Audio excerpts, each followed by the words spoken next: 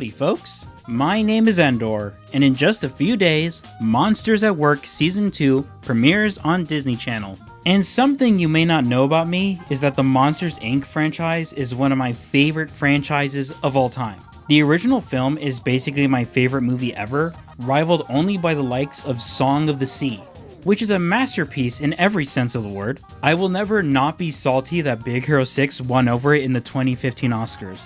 But that's a story for another day. Today is about monsters. The Monsters Inc. franchise is one of the most creatively rich universes ever made. Everything about it has so much personality and charm.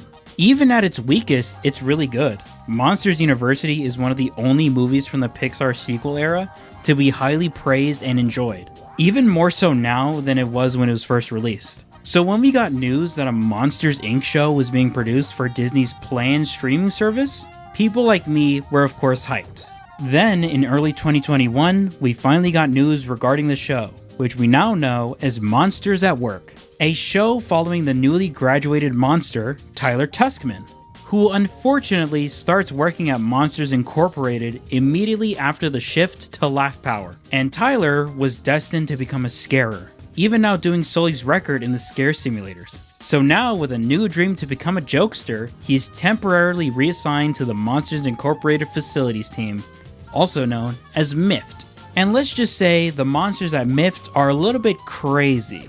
A very kooky premise, but it's Monsters Inc., so that alone was always very promising. The show was ultimately alright. It had its issues, but it's still an enjoyable watch. I gave it a B- back when it released, and I still agree with that grade now. The classic characters, returning from the movies, are as charming and lovable as ever.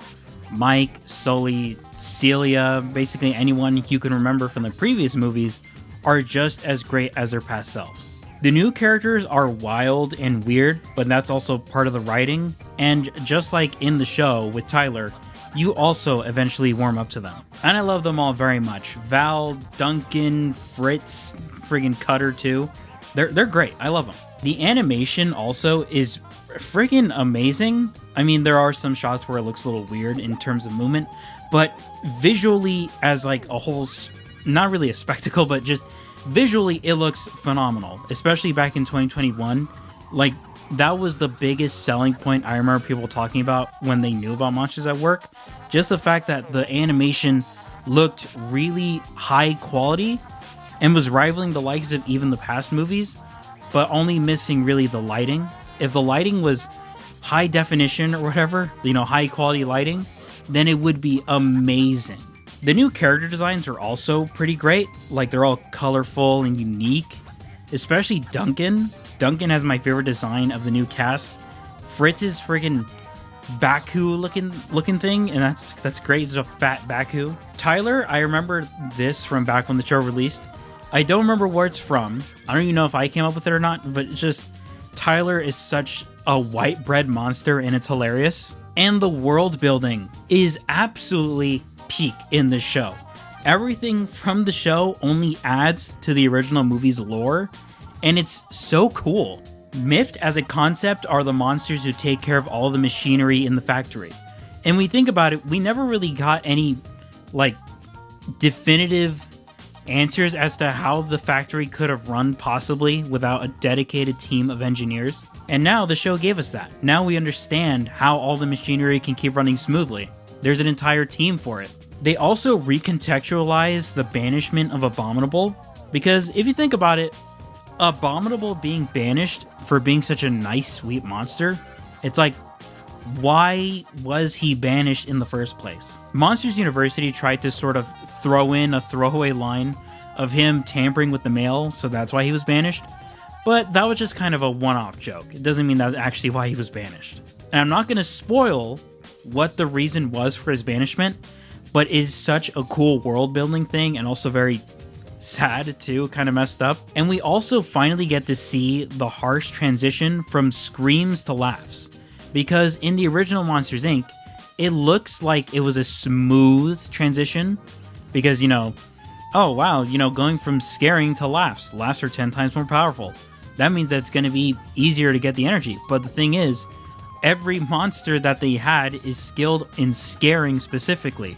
They need to learn how to be jokesters. And we also get to see more locations inside of the factory and outside of the university. Because if you think about it, the first Monsters Inc. takes place in the factory and Harryhausen's only, and also Mike and Sully's neighborhood. But also in Monsters University, it basically only takes place on the campus.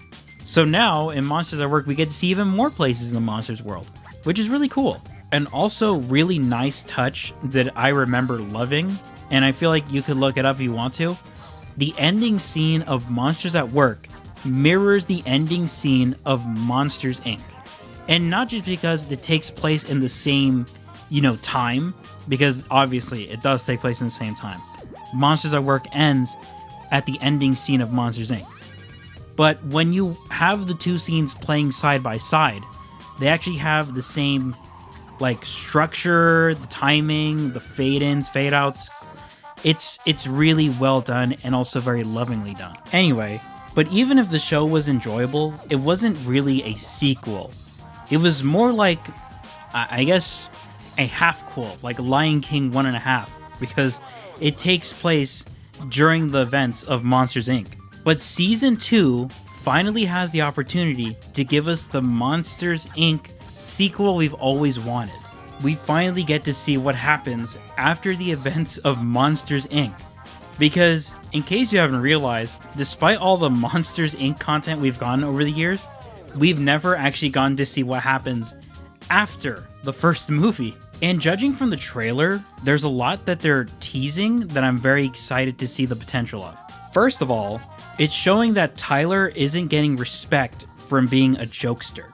Because, of course, the Monsters world, as established in Monsters University, they value scaring. Because if you're not scary, what kind of a monster are you?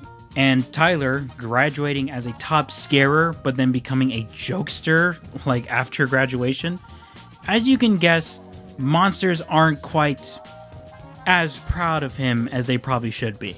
We also are finally getting to see Fear Co., which is a location we've known about, I think, since the first movie. And it's going to be very interesting to see how another factory handles the scaring business.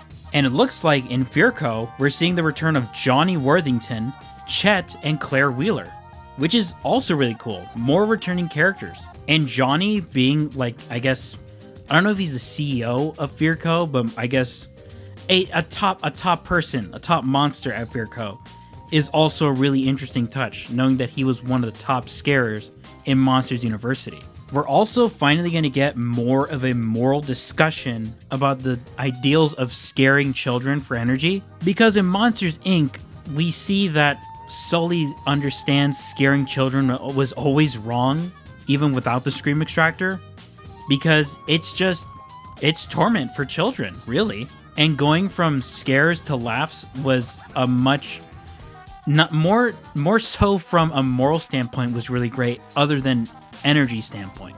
And even at the end of Monsters at Work, Sully explains that when he saw what happened when he scared Boo, he didn't like what he saw in Boo's eyes, and he didn't like what he saw in himself. And that means now that Tyler is having a moral dilemma with himself, because he wants to probably become a scarer again, but he also has to deal with the moral dilemma of that. It's going to be very interesting to see how they handle that. And hopefully, we're going to get to see the return of Uzma Kappa. Hopefully, maybe? Which is something that so many people have been hoping for. People thought in Season 1 of Monsters at Work we were going to get to see the return of Uzma Kappa. But unfortunately, that didn't happen. But I feel like they'd be great jokesters. I mean, they're all funny. I mean, it's possible to see the return of Uzma Kappa. Disney's clearly giving this show a ton of budget. And I mean a ton, because basically every single original voice actor from the franchise returns in this show if they were from the original movies, which is insane. I don't think you realize how insanely difficult and expensive that is. And if Monsters at Work can deliver on all these potential ideas, then that's going to be wonderful. This could potentially be one of Disney Plus's best seasons. I'm not going to say series because season 1 exists and like I said, it's all right. But if season 2 can take all the criticisms from season 1 to heart and bring all this potential to its fullest, then it's going to be amazing. I'm not sure if that's actually going to happen. Of course, these are all just hopes. But if it does happen, it's going to be great. And either way, I'm still really excited to get to see more of Monsters at Work, especially more of Duncan and Fritz. I love those two. And with all that being said, I hope you all enjoyed my monsters rambling, basically. I didn't really have a script for this video because I just wanted to get it out real quick. But it's just, I'm very excited to see more of Monsters at Work because, like I said, Monsters Inc. is my favorite franchise. And I hope that they do very well with Season 2. And keep in mind, it also, I'm assuming the full season's going to air on Disney Plus on May 5th, is what they said. So keep your eye out for that. I hope you all enjoyed this video, and if you did, I hope you don't mind liking and subscribing. It will really mean a lot to me. And hey, have a good day, everyone!